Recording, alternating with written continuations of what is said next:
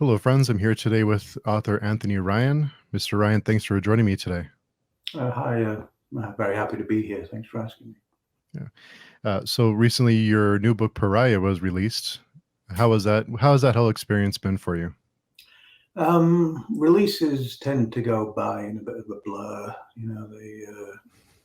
Things are a bit, obviously, for obvious reasons, things are a bit different. There's no in-person going places and meeting people or anything. To be honest, never did much of that in the first place, but obviously Hmm. these days it's not on the table. So doing everything virtually, one remove, it's been a bit interesting. Normally, I have to go to there's the Goldsborough bookshop in London, and I have to go there every year, for my previous releases, and I'd sign a couple of hundred books for them in the morning, and I'd go and meet my friends that I used to work with in London, and that'd be my routine. So an annual event for me. I didn't get to do that this time. Yeah. The last 2 years, I haven't been able to do that, so it's a bit of a shame. But there you go. These days, they just don't send me the whole books. They send me pages from the books. I sign and they get bound in later on. So Hmm. yeah, it's different. So it is everything's kind of changed in our lives the last couple of years. So it is unfortunate you don't get to do those kind of things. When you finish a book, do you do anything to celebrate that the book is complete? Not really. I mean, usually I'd meet up with friends and family, as I say, and go to a nice restaurant or something. But to be honest, my writing schedule at the moment is so full. I, I wrote through the release. I've written every day for the past 2 weeks. So Wow. I had everything else to do, but I just kept writing too. So yeah, yeah. In that way, it wasn't really not much of a break in the routine. I just had more to do. Hmm. So do you have a target that you want a target number of words that you want to write every day? Do you have a routine that you follow to balance and to keep production? I always have a deadline, Hmm. and because I use Scrivener, it gives you the daily amount of words you should write to meet that deadline. Oh. Uh, and these days have been the last couple of books. I started experimenting with it to see if it affected my productivity because I used to just set myself a target, but my daily target it went from 2,000 words a day down. By the time I stopped doing it, it was down to 1,200 words a day. But with this thing with Scrivener, I just tell it when I need to finish, and it tells me what I need to write. Hmm. I found that I'm actually more productive, not, and I'm less stressed with it all. So doing that, I'm averaging about 1,000 to 1,100 words a day. But if you do that every day, obviously, you will finish your book in time. Uh, Yeah. yeah. It's quite a few words. What is the so the new book Pariah came out recently. What is the elevator pitch for the Pariah? It's a first-person medieval world fantasy on themes of revenge and identity, really. It's done quite well in the coming of age chart on Amazon, so Hmm. I guess that's one of the categories it falls into. I should stress, however, it's not a YA novel. No, the level Yeah. of violence and everything else in it is it's definitely a 15 and up. Yeah. Uh, but yeah, those are the themes of it, basically. So do you enjoy coming of age stories? Is that something that you enjoy writing? Because Bloodsong is almost a coming of age story in a way. Is that something that you Yeah. gravitate towards? Looking back over my formative reading years, a lot of those books were coming of age books. The Prydain Chronicles by Lloyd Alexander. The whole series is a coming of age series, really. You can say that Lord of the Rings, to a certain extent, is a coming of age series, and there are various other books around the same time I was reading in science fiction and fantasy that fall into the similar category. David Eddings, his first series, definitely a coming of age story. So I think it's in the sort of DNA of me as a writer. I don't think I specialize in it. Mhm. Uh, I think I know how to write it. It's not something I concentrate on to the exclusion of anything else. Sure. excuse me, you mentioned science fiction books. Have you ever considered writing other genres? Has that been something you've thought about? Well, I did. I have a series of novellas which I self-published in the sort of sci-fi noir category, kind of Hmm. cross between Raymond Chandler and William Gibson. They're called the Slab City Blues novellas, and a hard-boiled detective story set in space, basically. I haven't done any more really since I ended that series. I hope to get back to it. I mean, I'm writing something at the moment on spec, as it were. I don't have a contract with it. I guess it falls into the category of science fiction, but it's more in the sort of, apocalyptic. I'm calling it high concept apocalypse. There's something like Bird Box. Did you see that? The Mm. Netflix movie? Mhm. Sandra Bullock, or The Quiet Place, that sort of. There's a central idea at the heart of the apocalypse sort of thing. It's in that sort of vein, which technically is science fiction. Hopefully, I can find a publisher for it when I finished it. Yeah. Yeah, So, apart from that, I tend to stick to fantasy. so speaking of publishing, correct me if I'm wrong, but Bloodsong you self-published, and then once the book gained some traction, you were able to you had an offer to sign on a contract, right? Is that correct? Yeah, it's pretty much Yeah. that way. What was that whole experience like after the success of Bloodsong and it gained popularity? How were you perceived differently after that?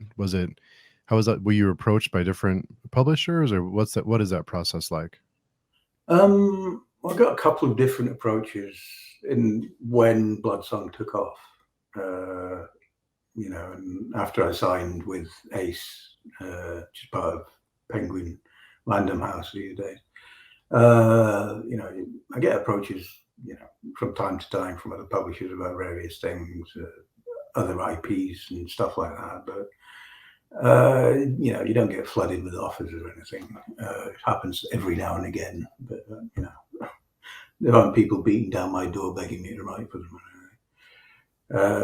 Getting anything published, even when you have been published and you have sold a lot of books, there's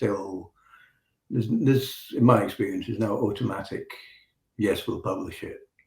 They can still turn you down. They can still say no, we don't like this. I think it's only at the sort of Stephen King level where Yeah. he could write a shopping list. Someone will publish it. Yeah. Yeah, I'm not at that level. So yeah, the steps to publication it's always upwards. It's never an easy route in my experience. Yeah.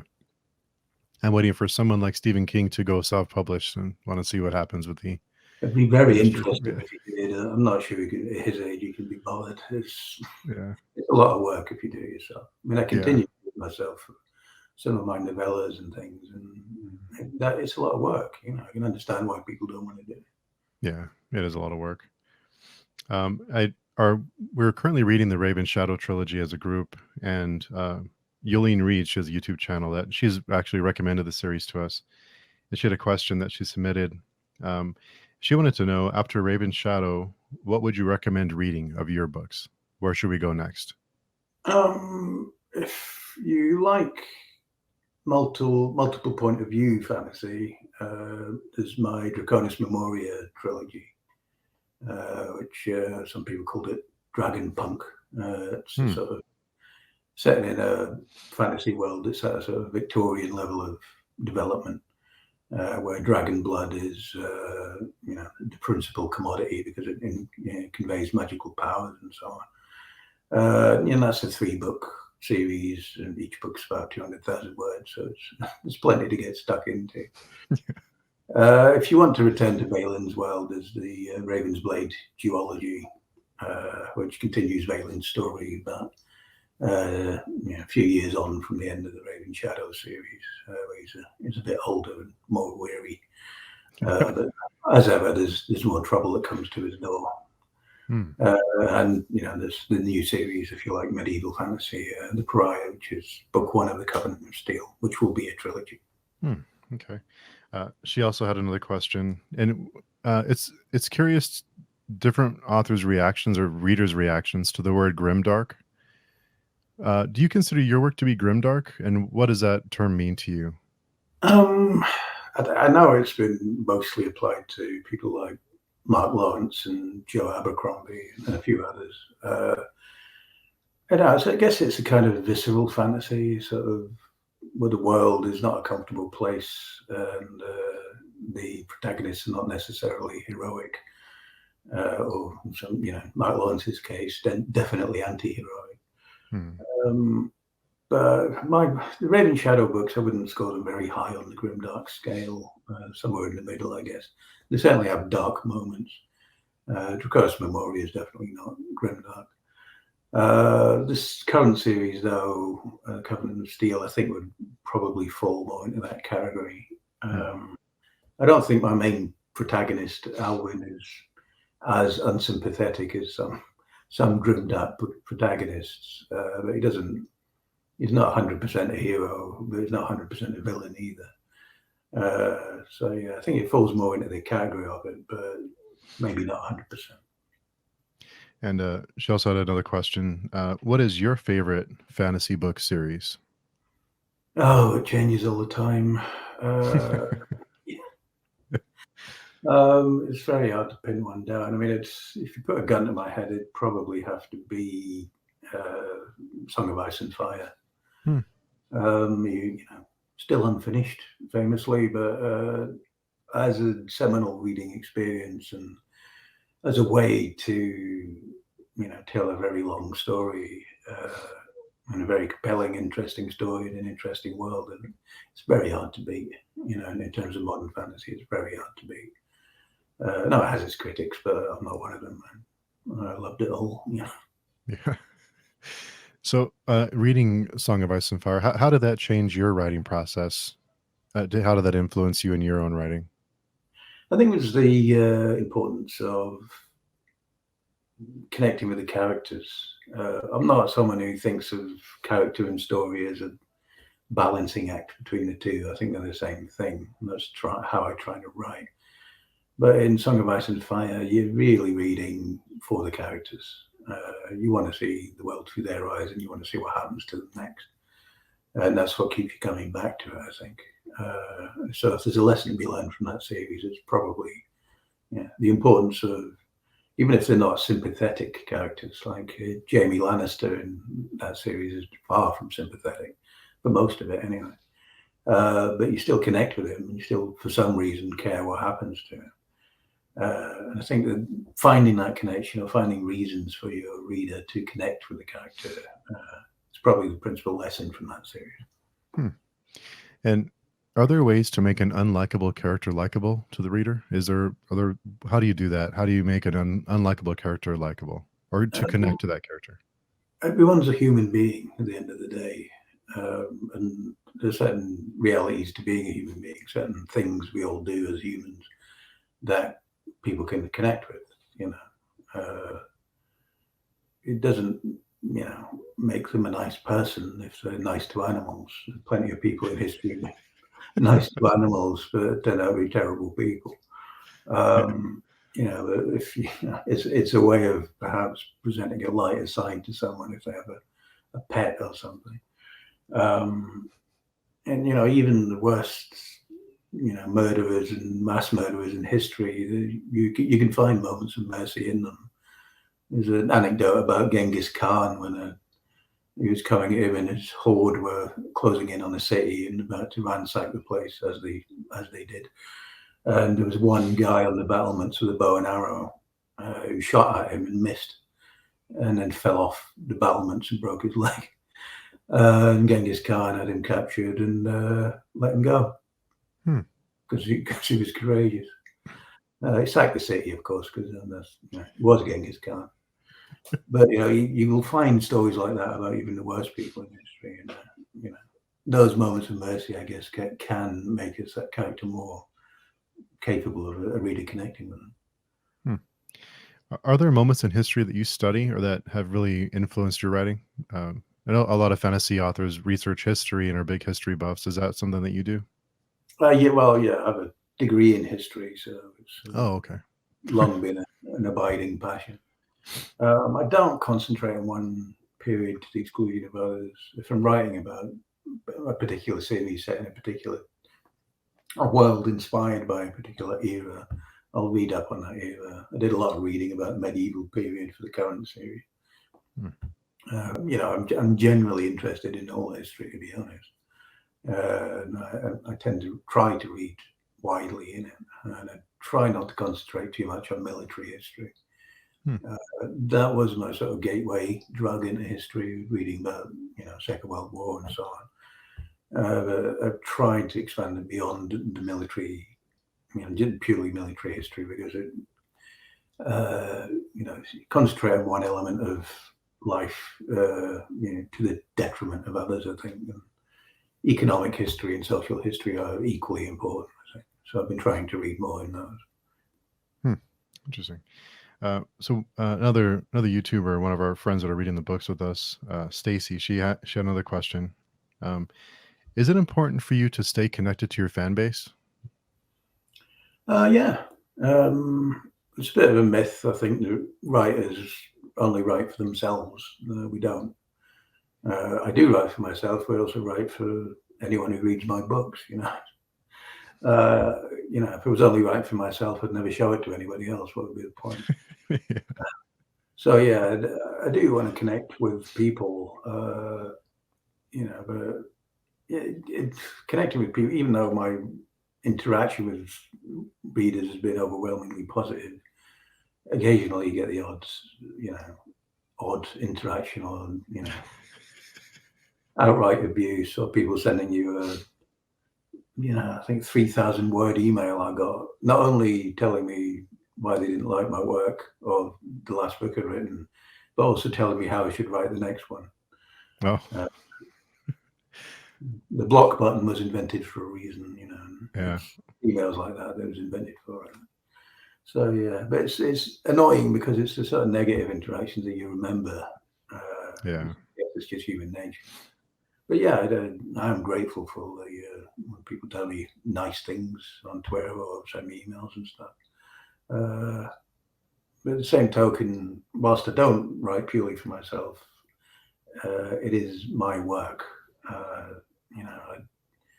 I don't need pointers on where I'm going next.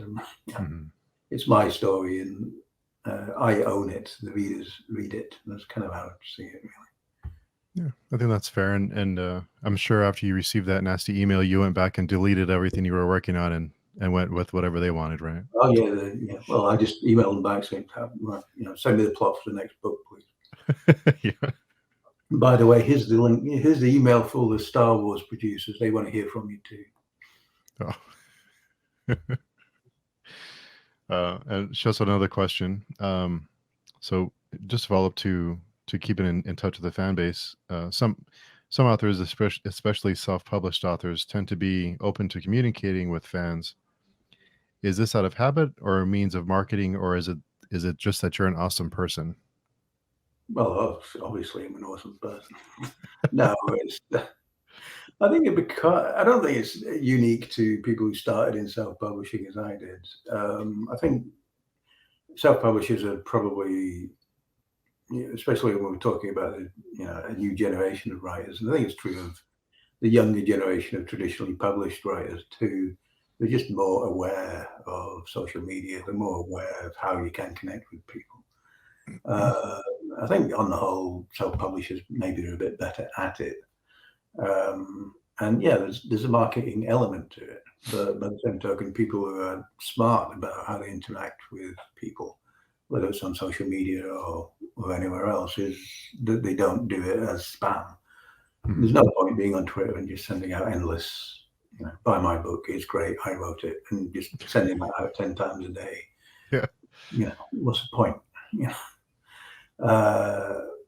I think social media is really there for interaction. It's there for readers, more than writers. By all means, tell people when you've got a book coming out, but don't expect it to work as an ad platform, because it probably won't. Yeah. I was surprised with the writing community on Twitter, especially because Twitter is has a reputation of being a really nasty place sometimes. But the writing community and even in the reading community, there is some really positive pockets of people that really support each other and help each other out. So that's good to see. Yeah. I had a question. I was wondering about world building, how you approach world building in your books. Is there a certain method? And you mentioned world building through characters. Is that something you try to do to help build the world around the characters? Yes. There's a constant feedback between the characters, the story, and the world. I don't have the entire world in my head when I start. I have some of it. I make notes before I start. There's some prehistory that has to happen, and it's just easier for me to remember it if I write it all down. But I don't do, Silmarillion. I don't have a 400-page Bible of my world that I write before I start. And a lot of it is made up as I go along. Certain things I'll know to try and do as much in advance as possible, like names, because you can come to a grinding halt when you're in the middle of writing, trying to think of a name for a character. So I try and name as many of them in advance as possible, and I'll have a list of unused names. I'll have a naming convention for various different regions and so on, and come up with a list of names for each one that I haven't used yet. And I find that's very helpful. But in terms of the more sort of detailed aspects of the world, the money is something you need to work out in advance, I think. What do they use for money? Do they have money? Is gold valuable in this world, or do they use something else? What does their coinage look like? All of that kind of thing can be very useful. And religion too. I mean, my books do feature a lot of made-up religions. So I try and firm up what exactly the religion is and how the modes of worship work and all that kind of thing. And if it's because some religions don't really have a church hierarchy, but a lot of them do. So it's useful to know how the hierarchy of a belief system works and that kind of thing. Yeah, and I'm sure you take inspiration from current and past religions when you build religions in your worlds. I do, but I make an active effort not to just. I won't just take Catholicism and rub the serial numbers off and change it to something else. The religion in the Pariah and the rest of the series is the primary religion because there are others in it. But that's even though it's not a monotheistic religion, it's based on the structure of a monotheistic religion as it was formulated in medieval Europe. When the church, in medieval Europe was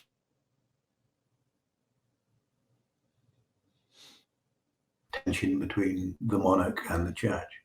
And a lot of laws were actually enforced by the church rather than the monarch. Caught dancing on a Sunday, for example, they'd put you in the pillory and throw garbage at you for 2 days. And it was the church that would condemn you to do that. It wasn't the crown thing. So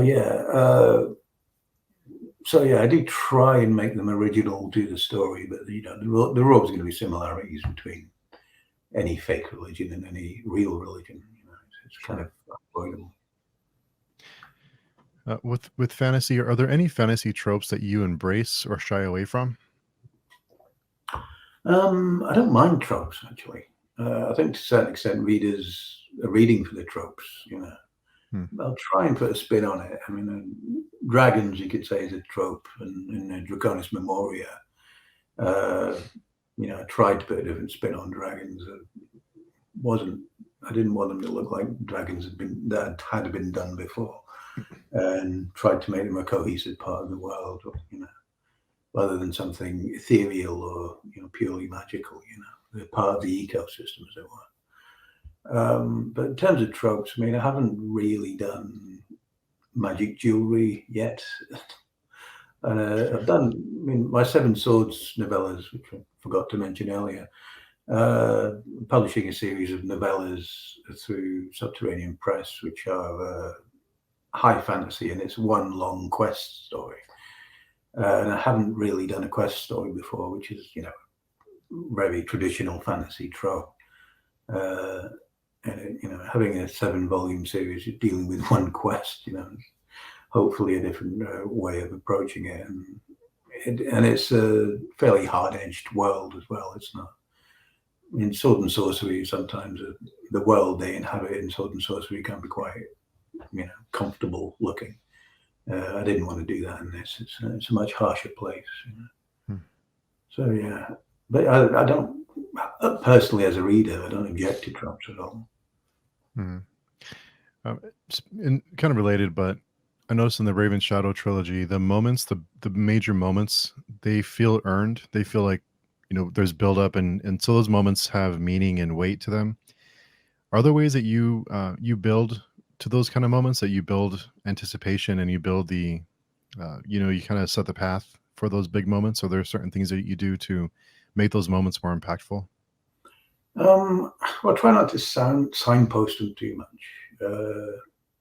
But even when you're doing a twist, you're doing a dramatic revelation, there has to be something that makes it a twist. So, there has to be a signpost before. I think it's also about making sure your characters are equal to the moment. So just suddenly, if you spent 400 pages describing someone as a miserable coward, and suddenly they're a hero with amazing ninja skills, it's not going to ring true, I don't think. So it's really about establishing who your characters are by the time they get to that moment when you get to the payoff, so that they've earned it. It makes sense that they have the skills they have, or they say the things that they say. Yeah. And when did you decide to be a writer? What was it that kind of made you want to try and get your book published or self-published? Can't remember not wanting to be a writer, to be honest. I think it's when I found out it was a thing people actually did. I kind of wanted to be a writer from then on. I mean, I had a few childhood digressions and wanting to be an astronaut or a paratrooper, but really, it's being a writer is what I always wanted to do.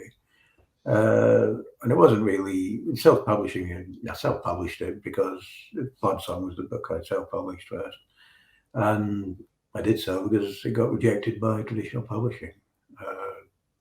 And I thought, I might as well give it a try. The worst that will happen is no one will buy it.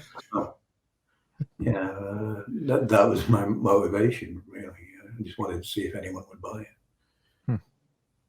Oh, I'm glad you did.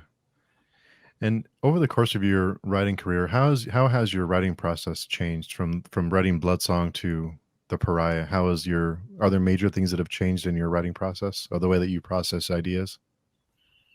I've learned to let ideas sit, because occasionally I'll get these flashes of inspiration, I guess.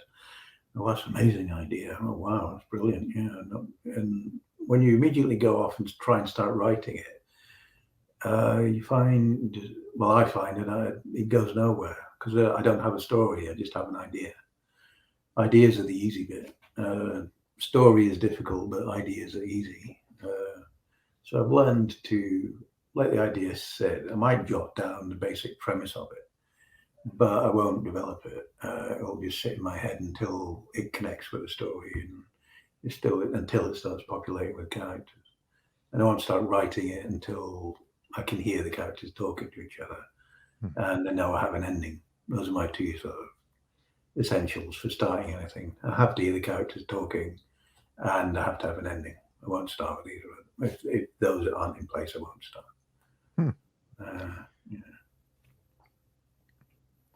What is your editing process like? I try to make my first draft as complete as possible. I don't leave gaps. I know some people will, just leave a gap and say, here is a battle, and just keep writing. I don't do that. I might change it later, but I always complete the story as a first draft. And the way I write is, when I sit down in the morning, I go over what I wrote the day before. And I'll fix any real problems with it, and any major typos, and fix up any clunky prose. So by the time I start again, I've already got something that's not fully ready for publication, but at least 2/3 of the way there, ready to be submitted to my editor. When I finish the whole draft, obviously, I try and leave it to sit for a bit. It's not always possible if you're running up against a deadline, but I'll leave it alone for hopefully a couple of weeks, come back to it, and then do a complete run through of it. It's not a rewrite. I'll go through it. I'll fix up any plot issues that I've identified, and just hopefully get the prose to a point where it's of a publishable standard. And at that point, I send it to my editor. And do you use an editor for your self-published work too? Is it something that you always do for everything you write, or is it just certain things? I don't use one for my self-published stuff because most of what I've self-published has already the novellas and short stories and so on. They've usually appeared in an anthology or a magazine, so that they've already been edited. I'm just, if you like, republishing something that's already been published. Not in every case, but because they're short, I tend to self-edit it, but I will always get someone else to at least proofread it. Yeah. But I don't do a full developmental edit for those. But yeah, everything I've published has been edited to some degree or other. And do you use beta readers? And if you do, oh, you don't? Okay. I take the view my editors, for my TradPub editors, they know what they're doing. They've been doing it their entire working lives. So they're my beta readers, and they're not shy in telling me if I've got something wrong. So it's the editing process is a necessary thing to go through, but it can be kind of painful sometimes. But it's part of the whole thing, and you can't avoid it. Yeah. For your published work and the ones that you use an editor for, have there ever been any changes that they asked you to make that you weren't comfortable with? Not yet. They sometimes ask for things, or suggest things which, in the moment, I don't think is right. But when I come back and calm down a bit, and take another look at it, in every case, I've been forced to admit they were right. Yeah. That's got to be kind of tough, though, to have something that you create and then have someone else come in and tell you to change things. It has to be a weird feeling, isn't it, to get used to that? It is, but I do want it. Every book I publish, I want it to be the best it can be, and I think to a certain extent, you have to check your ego at the door when it comes to editing. If you ever get to the point where you're convinced you don't need to be edited, I think you're probably starting to lose it a bit, to be honest. I know Stephen King, I think, was in it on writing of one of his books about writing, where he noticed after a while he wasn't being edited anymore. He hadn't asked them to stop, but he noticed everything he sent to them was just being published without going through the editing stage. And he told them to start editing him again, because he saw it as rightly as a necessary part of the process, which it is. Interesting. And correct me if I'm wrong, but I read that you used to read user reviews, but you don't anymore. Reader reviews, what are your thoughts on that whole process, on Goodreads and Amazon?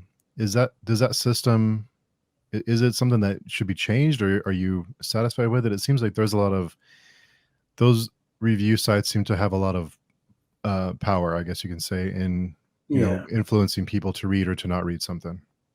I'd say Amazon's made strides to get its act together with reviews. I think you have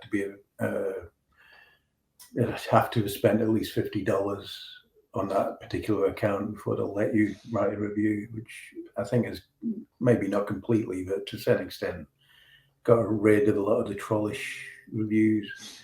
From a writer's perspective, the issue wasn't always fake positive reviews, it was fake negative reviews.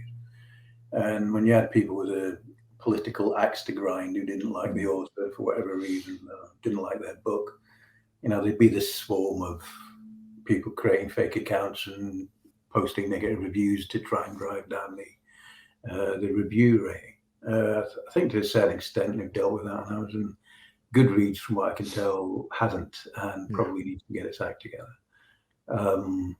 You know, the site like Goodreads is all about the reviews, and if you can't trust them, what's the point going there? So they're going to have to do something, I think. Either, you know, have people verify their account or something, just so you're not posting anonymously. You know, and some people posting the vilest things on Goodreads. You know, and mainly because they've got political axe to grind, or they're just a troll. And that's not what it's supposed to be for. It's supposed to be a trustworthy review site for books. If Mhm. it stopped being that, then what's the point being there? Yeah. So I think they're going to have to do something. Yeah. It seems like lately there's been a lot of attention to that on reviews and people review bombing books that they haven't even read just to be nasty for whatever reason. Um, do you find inspiration from other forms of media? Oh, yeah, everything. I've always been a bit of a sponge for, you know, television, movies, and games and comics. I read a hell of a lot of comics growing up. So it all kind of goes into the, you know, stew pot of my head, I guess. It can never really pin down influences 100% because, you know, where something comes from. It's only later when you read it and you think, oh, yeah, that was inspired by that scene from Terminator in 1984. So Yeah. there is an advantage to being old. So I'd say I'm 51 now, so I've watched a lot of movies and read a lot of books, and it all goes in there and comes out in various forms. I guess. Yeah. And speaking of media and TV, as our group is reading over the Raven Shadow, we thought it would be a perfect TV show. It would be a perfect. It would translate really well to a series like something on like Netflix or HBO. Have you ever been approached to adapt your work? To date, there have been two different options in place for the Raven Shadow series, and I think it's too revealing too much. Say there's negotiations at the moment for a third. What happens with these is they say a production company comes to you and say, we want to make a TV series out of your book or books, and we want to purchase the option to do so. And you say, fine. And that option lasts for a certain period. It can be 2 years, 3 years, 5 years, whatever. And they pay you a certain amount of money, and off they go, and then they try and sell that. They write a script, usually, and try and sell it to someone like Netflix or Amazon Prime or whoever. And that's happened twice over with Oh wow! the Raven Shadow series, and so far it hasn't gone anywhere. We'll see what happens. You know, I think Game of Thrones took 20 years to get on the screen. Wheel of Time, which is coming out soon, was it 30 years since that started? So you know, maybe you'll be interviewing me when I'm in a nursing home talking about the first episode of the Raven Shadow series. Who knows? Be nice if it happens. I tend to take these days. I tend to take I think James Elroy says, you know, when he gets one of his books gets optioned, to say thanks for the check and good luck. Yeah. That's tend to be how I feel about it these So, you know, when they option your work, so if a production company comes and options your work and says we have the rights for 2 years, we're going to write a script. days.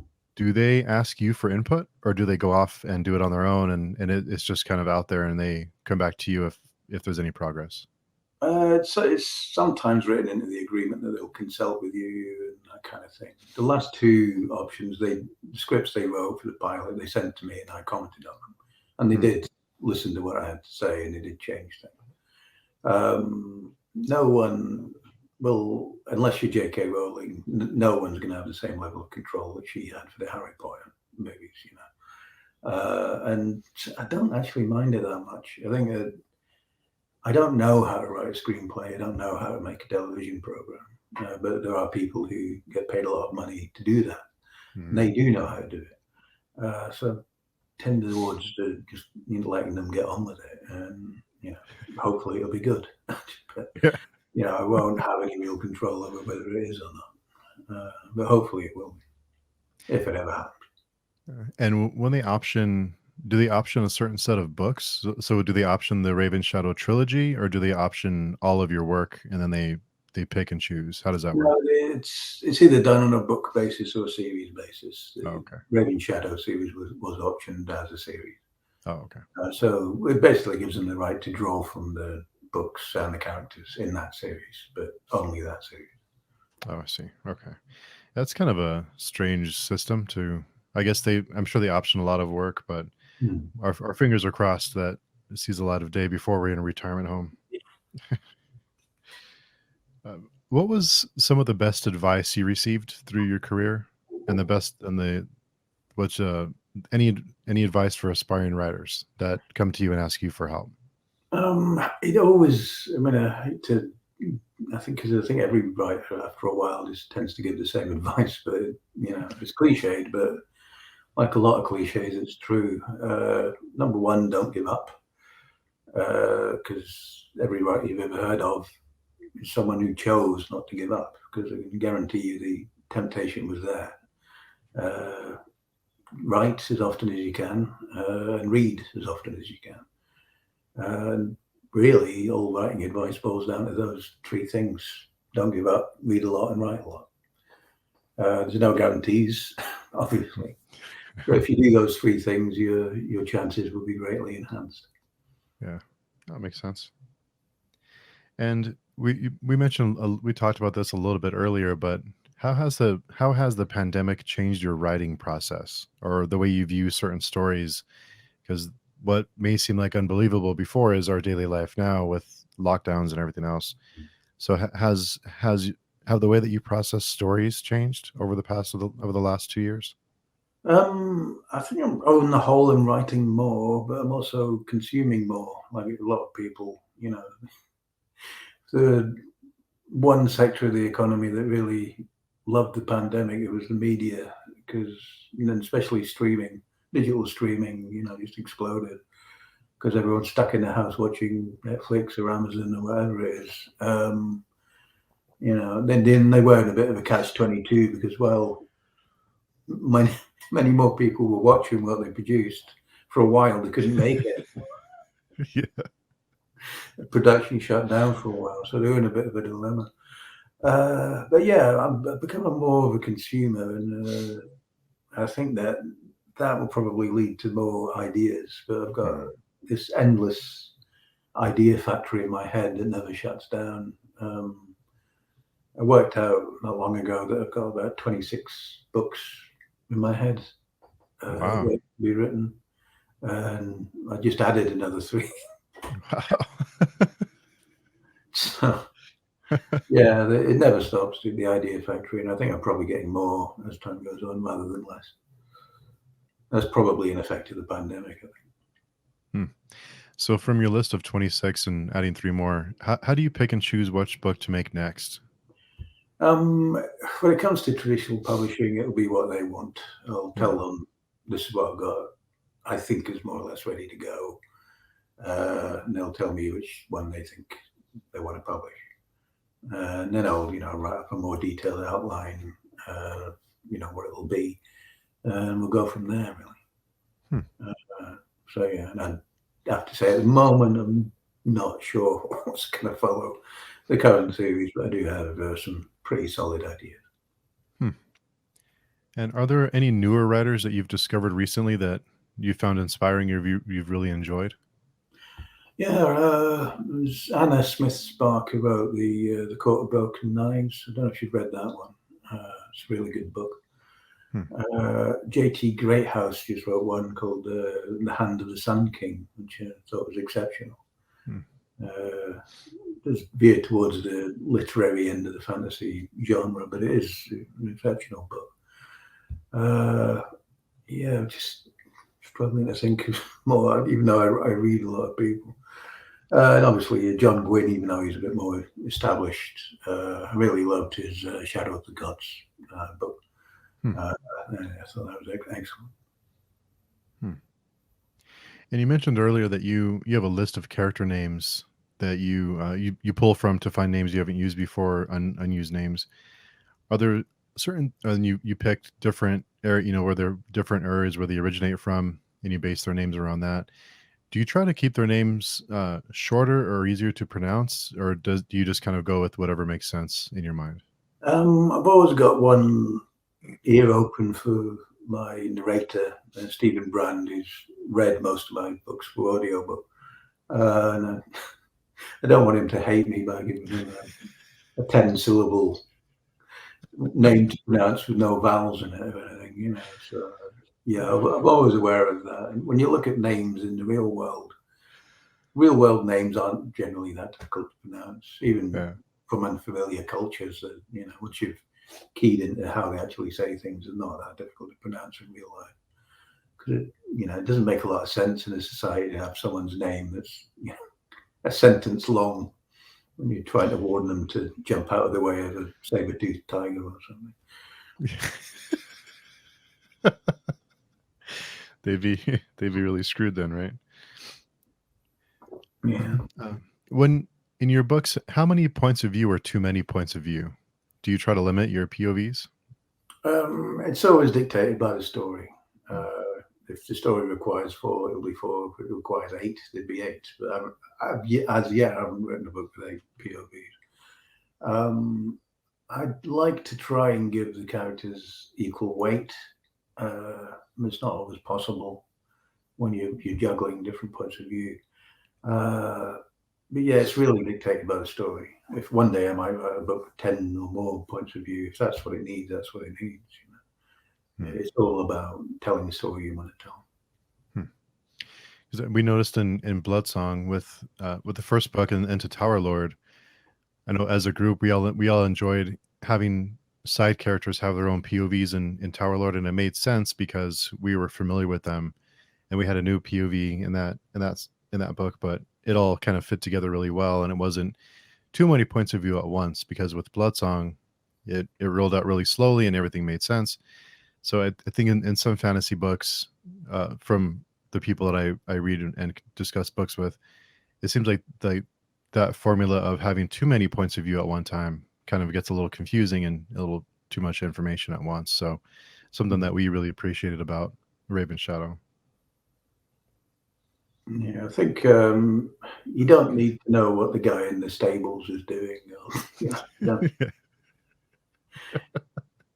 There's a definite limit, I think, before you start to alienate people. But I think it's a question of concentrating on driving the plot forward. Every scene you write should preferably do 2 things: reveal something about the character and move the plot forward. Or at least one of those 2 things. And if your point of view, whatever point of view you're writing in, doesn't do that, then it doesn't need to be there. Yeah. And I know you've probably been asked this question 1,000 times during your career, but I am interested to hear your thoughts on it. Do you believe in writer's block? All I can say is I've never had it. That doesn't mean it doesn't exist. I've never had rabies either. That definitely is. But I haven't had it. I've had periods where I slowed down, but it's mainly due to working out a plot issue or something. But I've never come to a complete grinding halt where I just can't write anything. That's never happened to me. But I know that there are other people who's definitely been an issue. And I don't know what would get over it. If it ever happened to me, I'd probably find it quite terrifying, I think. And can you tell us about what you're working on now? I know that you can't tell us everything, but if you can give us a little preview. Yeah, as I mentioned, I'm working on this book on so high concept apocalypse thing. When that's done, hopefully in the next couple of weeks, I'll be going through the edits for book 2 of the Covenant of Steel, which is a sequel to the Pariah, and then I'll be starting book 3 of the Covenant of Steel. Be working on the outline for that for a couple of weeks, and then I'll probably start writing properly in November. Okay, so for the second book of Covenant and Steel, if you'll be editing soon, when do you expect the release date to be? How many months does that take? Well, the first one just came out on the 26th of August, so it'll hopefully come out. The next book 2 hopefully come out 26th of August next year. They try and about a year apart. Oh, okay. So yeah, all being well. Awesome.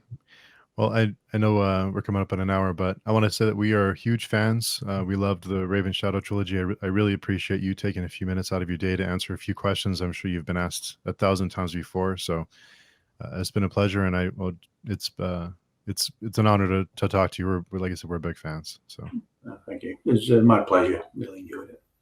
awesome. So thanks again, and hope you have a great day, and good luck with editing and all of your work. Looking forward to it.